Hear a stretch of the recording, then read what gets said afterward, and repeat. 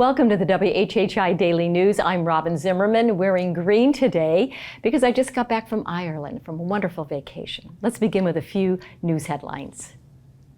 Washington, D.C. or Kiowa Island? Where would you rather spend a week in the middle of August? Well, President Biden, wife Jill, and members of the family will fly to Charleston Wednesday afternoon for a week's stay at Kiowa, a popular vacation destination for the Biden family over the years.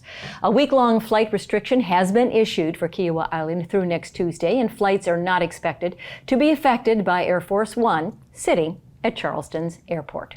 Well, the personal finance website, WalletHub, is at it again, ranking the school systems of every state as we head into the new school year. Now, South Carolina's ranking 6th worst. Though some state experts say there are more stats that need to be evaluated in order to truly evaluate the state system. WalletHub evaluates 32 different metrics, including test scores, dropout rates, student-teacher ratios, funding, safety, and the credentials of the teachers. The state was in the middle in the reading test scores and 30th in spending per student, but 40th in the student-teacher ratio, 47th in SAT scores, and dead last for safety, which is very concerning. The three worst states on WalletHub's lists are New Mexico, Alaska, and Louisiana. Massachusetts, Connecticut, and New Jersey are the top three. Well, Beaufort County Council has voted on something we'll now get a chance to vote on in November. The council is putting a penny sales tax issue on the ballot, trying to raise $100 million over the next 2 years to buy up land and buy down density in the county to slow our explosive growth.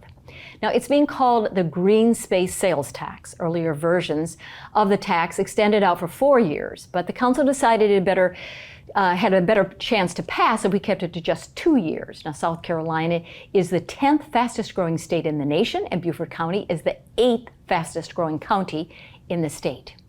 Well, that shootout between two people and two cars in the new Riverside area of Bluffton over the weekend has resulted in 2 men being charged with multiple felonies that unfortunately spared injury to a child in the back seat of one of the cars.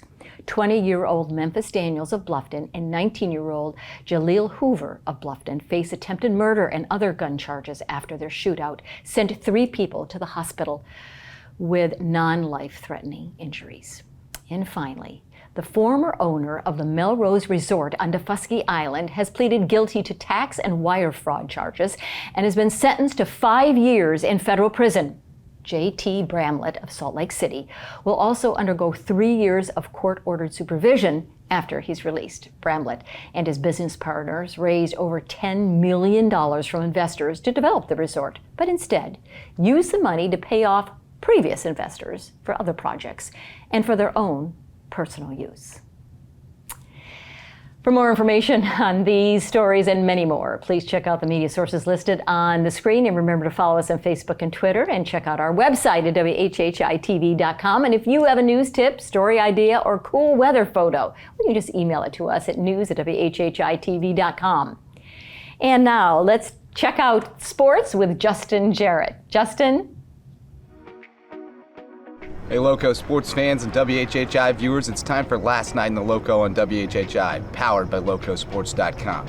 We're into the second week of August now, and schools are starting up over the next week, so you know what that means. It's time for high school football. WHHI held its annual Media Day on Monday at FWDG in Beaufort, allowing all of us reporters to get the scoop on the upcoming season from the players and coaches we'll be covering all year long at Lowcosports.com and here on WHHI. It's shaping up to be an exciting season with Thomas Hayward Academy and Hilton Head Christian looking to continue their strings of SCISA state titles. Beaufort High looking to make a splash in its move to Class 3A. May River leads a pack of Loco contenders in Region 7 4A, and Whale Branch will try to continue its strong winning tradition in Class 1A, as well as numerous others starting the season full of optimism and dreaming of state championships, no matter how long the odds. You can get a sneak peek at some of the new features we have in store for our high school football coverage coverage this season at Lowcountry.com's High School Football HQ page. And WHHI will continue its live coverage of local high school football with the game of the week. Can't wait to be under the Friday night lights. But the season actually starts this Saturday, so we'll keep you posted on Thomas Hayward's game against fellow Skeeza heavyweight Trinity Collegiate at Charleston Southern. For Loco Sports and WHHI, I'm Justin Jarrett. Until next time, go Loco. Great update, Justin. And now let's go over to Maria for an update on the weather. Thanks, Robyn. All right, so taking a look ahead. Wednesday, it's going to be partly cloudy in the morning with scattered thunder showers throughout the afternoon. Hilton Head's going to have a high of 88, a low of 78. Bluffton's going to have a high of 91, a low of 75. And Beaufort's going to have a high of 93 and a low of 76.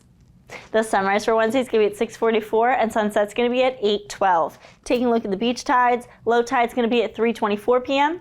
and high tide's going to be at 8:57 p.m. Taking a look into the rest of the week, Thursday we're going to see scattered thunder showers throughout the day, highs in the 90s, lows in the 70s. Friday it's going to be partly cloudy in the morning with scattered thunder showers throughout the afternoon, highs in the 80s, lows in the 70s. And come Saturday it's going to be partly cloudy in the morning with scattered thunder showers throughout the afternoon and possibly into the evening with the highs in the 80s and lows in the 70s. That's it for today. Let's send it back to the desk.